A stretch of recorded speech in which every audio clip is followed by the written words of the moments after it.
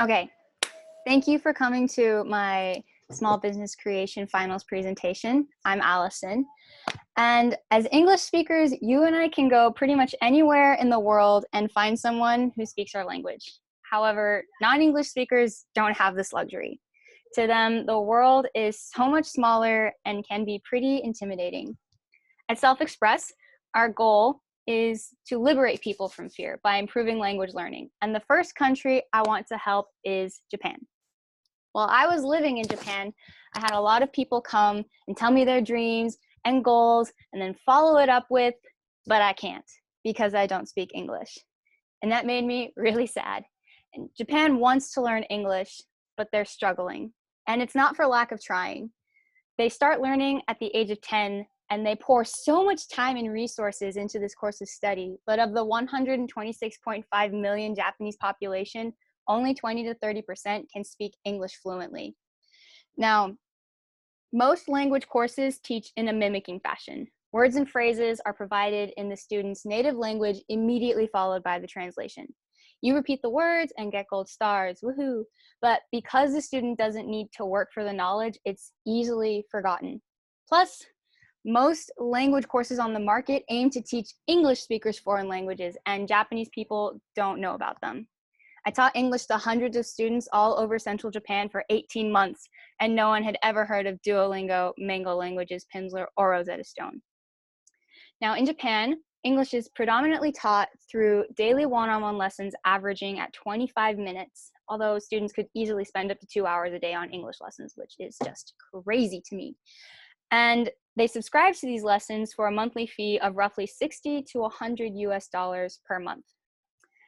The top competitors I have in Japan are Rare Job, Native Camp, and BizMates. All these companies cover conversation basics and simple business skills in English, but that's it. Customers are spending time and money on resources that are limited and ultimately ineffective. At Self-Express, we aim to help students learn English naturally and effectively in less time. We'll do this with our self-paced curriculum that's customizable to the student's interest and by providing opportunities to practice with native speakers. We'll also help students identify why they want to learn English and set concrete goals based off of that. Now, babies learn languages through context connection, and our courses will emulate this process. Students will be provided a list of words and phrases in English and then search for their meaning in various example videos of native speakers using them. After several examples, they'll unlock an explanatory video in their native tongue, teaching the grammatical principles and how to use them. Reading and writing activities will be of a similar vein. And as our library grows, students will be able to take modules from different courses and put them together to create their own custom curriculum. We'll also offer one-on-one lessons by appointment and monthly subscription. But as I said in the beginning, the purpose of creating this course is to liberate people from fear. With this curriculum design, students will be able to realize that they are more capable of language learning than they think, and they'll learn things that they care about. Now, in our minimal viable product, we'll implement these 3 crucial features: being beginner-friendly, self-paced, and having opportunities for live conversations. I aim to launch my first course in October 2021. Now through April will be course development, May through June will be beta testing and gathering feedback, and then July 5th, I'll test launch the course to see if people will actually buy it. And then if that goes well, July through September will be spent polishing up the course, hiring and training at least 3 teachers, and then launching the course. And I realize I cannot do this on my own. I need help. I need a team. I need advisors. So in addition to teachers, I aim to hire an accountant and marketing team with experience working in Japan by April. And I also have a list of potential advisors who have experience doing business internationally, teaching English at Japanese universities, and again, marketing to Japanese people. Our target market is 20 to 40-year-old Japanese college students and working middle class. And the more I learn about my target market, I've identified 3 key relationships I want to develop with my customers. These are self-service, dedicated person relationships, and community. Self-service relationships will be developed through the online courses since customers can find and complete those on their own. Dedicated person relationships will come through one-on-one lessons with teachers. Now, through my competitor analysis, I found that the best way to communicate with this group of people is through YouTube and Instagram. Most of these feeds that actually have traction have lots of interactive content. And so I'm in the process of creating a YouTube channel where we'll post videos of simple language learning practices and daily life in Western cultures. So these platforms are where we'll build our community. And I've found several social media influencers who already have a toe in the language learning community in Japan. So I'll reach out to them to see if we can do a collaboration so I don't have to build my community completely from scratch. We'll also use Google social network ads to reach our target market. For my business, I think an LLC is the most appropriate setup. And this is because it leaves room for growth in the future, but it's not overly complicated in terms of paperwork and taxes. I'm in New York, and so filing an LLC costs $200. I currently have the funds, but I'm waiting to file until after test launching the course because I want to see if this business is viable in action and not just in theory. As the company grows, I would consider upgrading to a C Corp so that I can take better care of my employees. Now, Self-Express will have 3 main revenue streams. These are course sales, monthly subscriptions, and one-off lessons. Course sales will be $199, monthly subscriptions at $120, and one-off lessons at $38. Startup costs total roughly $4,200, and fixed monthly costs are at $512. Variable costs are teachers' wages, royalties, advertising, and currency conversion. Teachers will be paid 50% off one-off lessons and monthly subscriptions, which equals roughly $20 an hour. And I am not sure if I'll use royalties, but I've added a 10% royalty cost to the budget just in case. Since we're using social network ads, that averages at like $2.50 per click. And when calculating currency conversion, I'm using Stripe's pricing of 0.5%.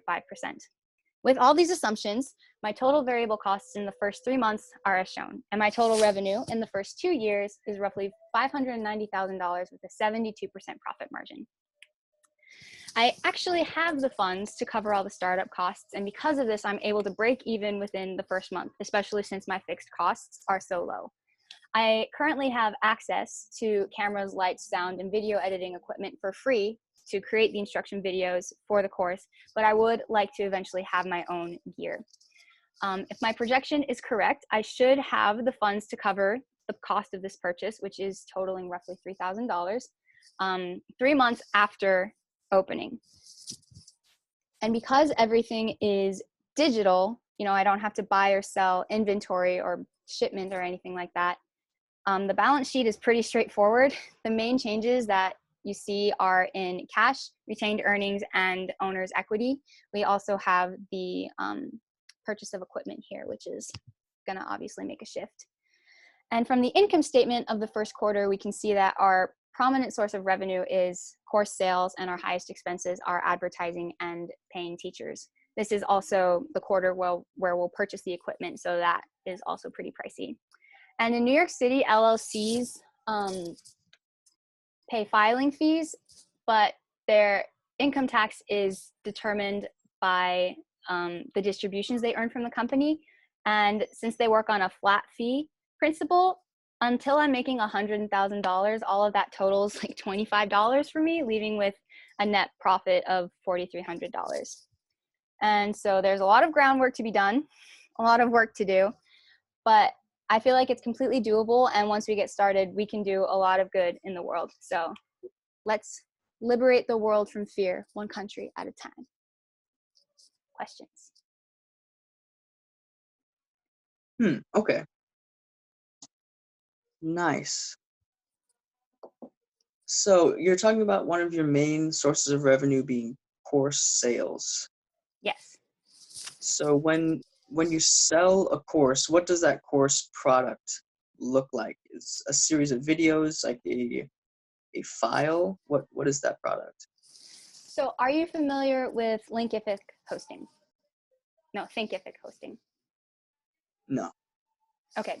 Well, right now I'm planning to host my courses on there, and it's basically a website that's already designed to host course materials. You can embed videos, you can connect with other APIs in different softwares and things like that. And so I would build the course there. It would you can create quizzes, you can have downloadable files. So it's a very multimedia experience, and it can be used on a desktop or any mobile device. So students will be able to take it anywhere that they want. It's not like a package that you download and then you suddenly have it. It's more like you have an account on Thinkific, and so you have access to the course. Does Okay. that make sense? Yes. So the product they're buying is lifetime access to a website that has all the course information. With this business model, yes. Okay, that makes sense. And theoretically, over time, that course website will change and expand. Yes. So as that happens, is that simply increasing value for customers who bought early? Will there be any increased fees like downloadable added content? Mm, this is a good question. So honestly, I feel like this business model that I've presented to you is not going to be the ultimate one that I create. This is kind of like in the process of evolution. And are you Mhm. familiar with Donald Miller at all? No. I highly recommend you look him up. He's a great man. But he has an online course, and I'm thinking of adopting an approach more similar to his. And he has basically Business Made Simple, and he has all different kinds of courses and materials and links and things that you can go to, and you subscribe for a year, and you have unlimited access within that year to his materials. And as he updates and things, then your value just goes up, right? But it is an annual subscription. I haven't looked to see if he has monthly subscription offers as well, but in the future, I'm planning on it being Self-Express being more like that, where as we add courses, students can just have an annual fee.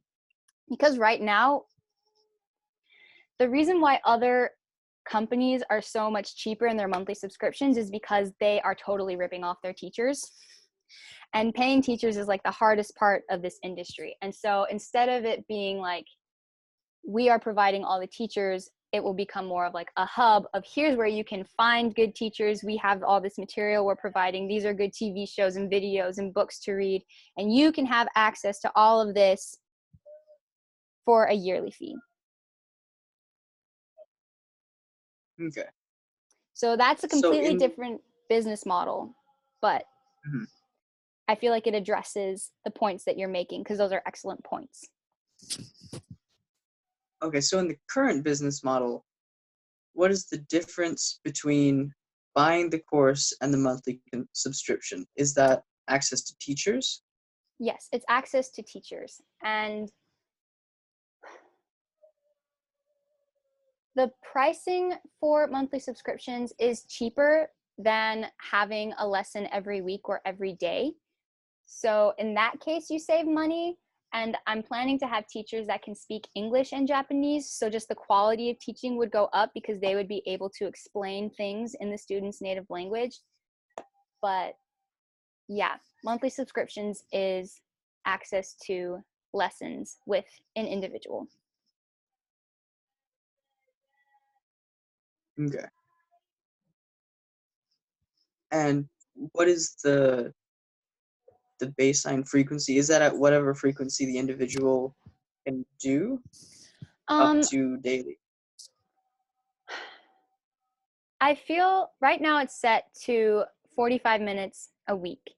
And if they want to up that, that would have to depend on communicating with the teacher and changing the price and things like that. Mhm. But I don't feel a need to provide daily opportunities to communicate in English because there are so many resources out there that exist. And if they get the course and instead of having our monthly subscriptions, they just use it to maximize their opportunities with the teachers they're already meeting with, then Mhm. I don't need to worry about hiring and paying those teachers. Mhm. So Okay.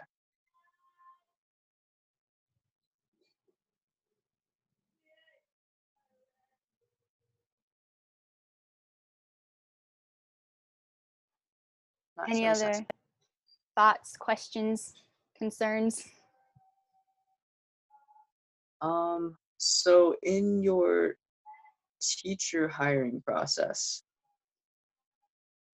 I'm thinking about quality of service.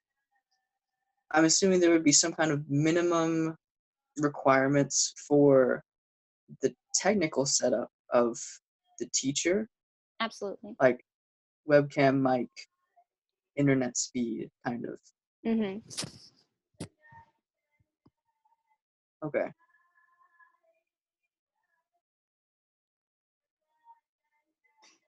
nice.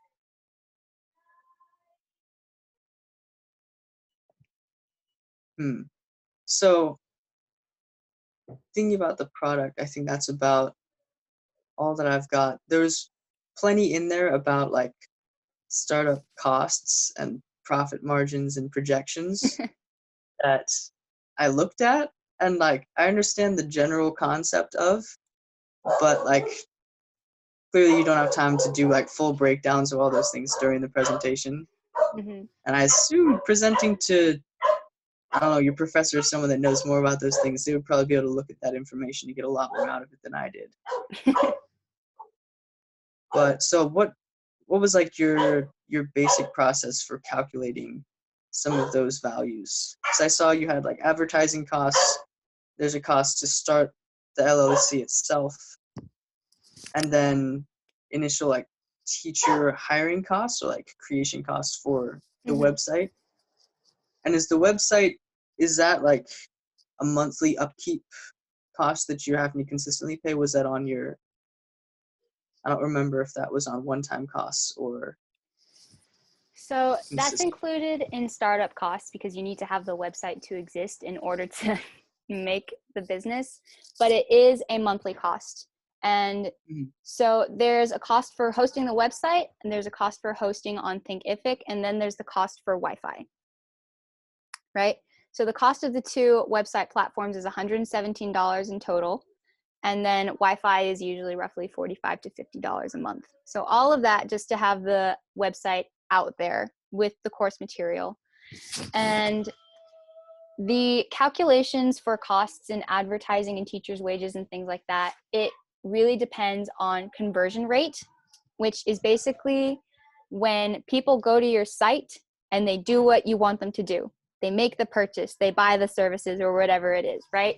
And so conversion rate, there are lots of statistics and things like that. It really depends on your type of advertising and your relationships with your customers, which is why effective marketing is so important, because that then leads to more people buying your product, which leads to more sales. And so advertising, right now I've set a start-off budget of $2,500 for Google social network ads.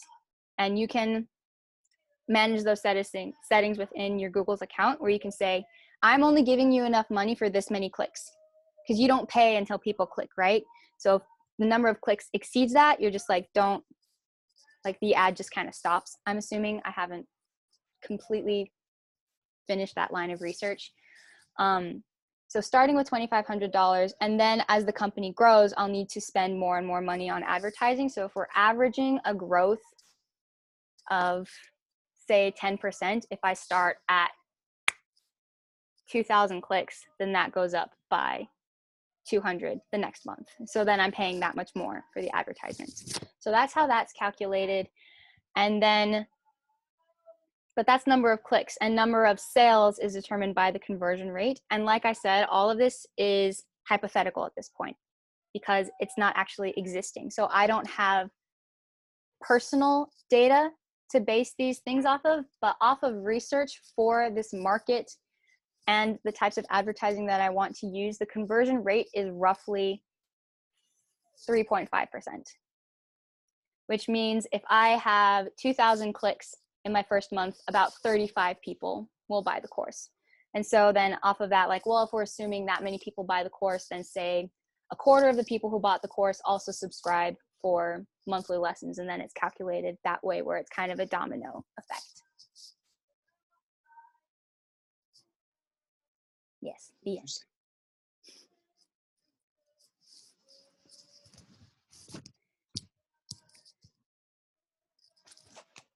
Okay. And I'm imagining initially there's no requirement for this type of business to have any like physical space. You can do it from your house and teachers work from their house, and it's easier in that way.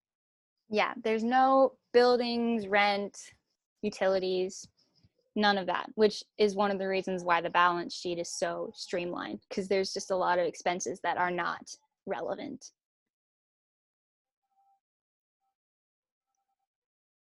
Nice. Okay. And the only like major investment that you're looking at beyond the startup costs in the first year or so was your own equipment versus using someone else's for free. Yeah. Um, okay.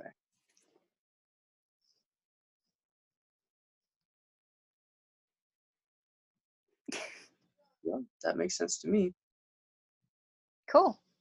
Well, then, if there aren't any other questions, thank you for your time, and I will stop recording now.